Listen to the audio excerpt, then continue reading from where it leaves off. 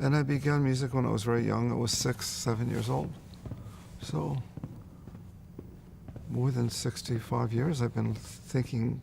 So the language of music is a language that I can think in.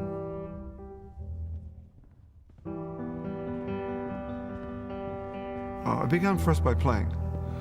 And then I began to ask myself the question of where does music come from? And for a long time, then I thought, well, if I want to understand where music comes from, then let me try to write music. Then I'll find out. But I never found out. Let's start again. I'm going to start again.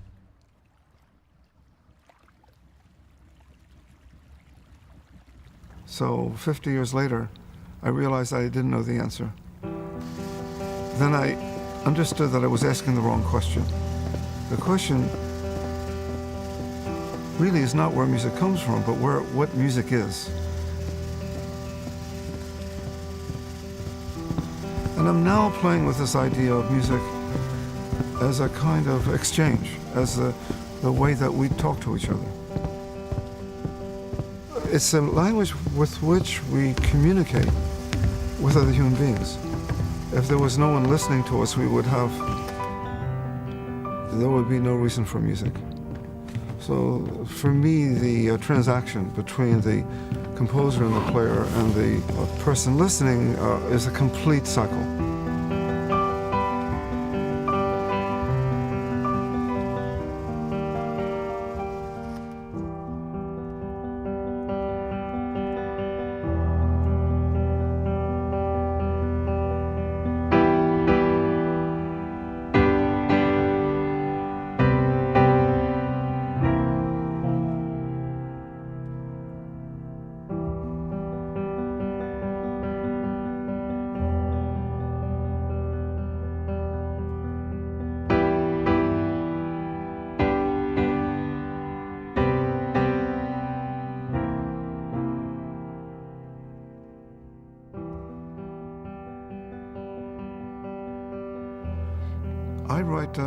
I write theater music.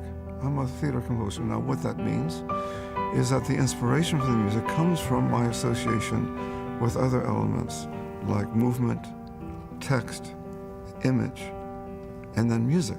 Now these are the 4 elements. That is like the earth, air, fire, and water. It's the only elements there are in the theater. But it means that the inspiration of the music doesn't come from the language of music itself, but comes from something that's external to music.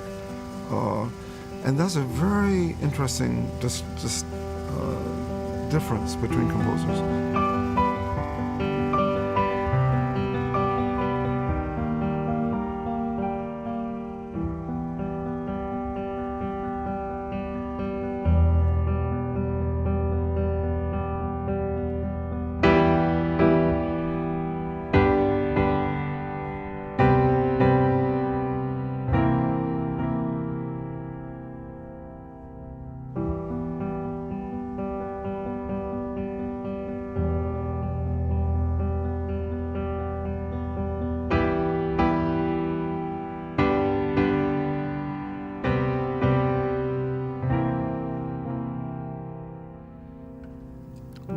Question for a lot of composers, especially young composers, they always ask when they're going to find their voice.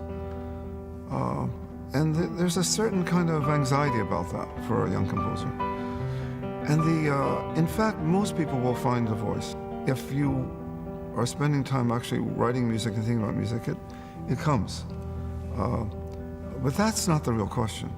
The question isn't how to find the voice, but how to get rid of the voice. You can find it, but to get rid of it is very difficult. The trouble is I never got rid of it.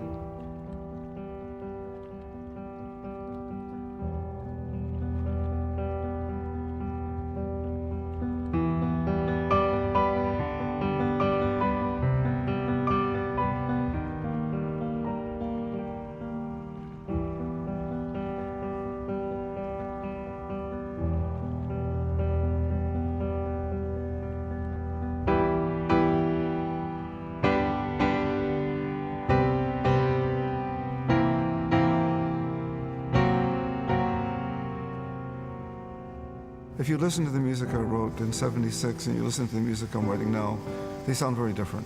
But if you listen to piece by piece, the change is very gradual. It's like looking at yourself in a mirror. You always seem to see the same person.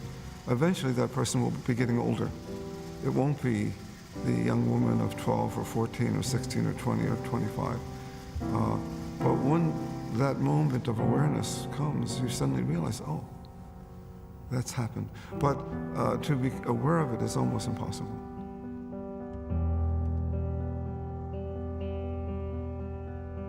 What I'm looking for now is time. I need time to write and time to work, and I've written a lot of music, but there's more music to write that I would like to do, so I'm trying to find the time to do it.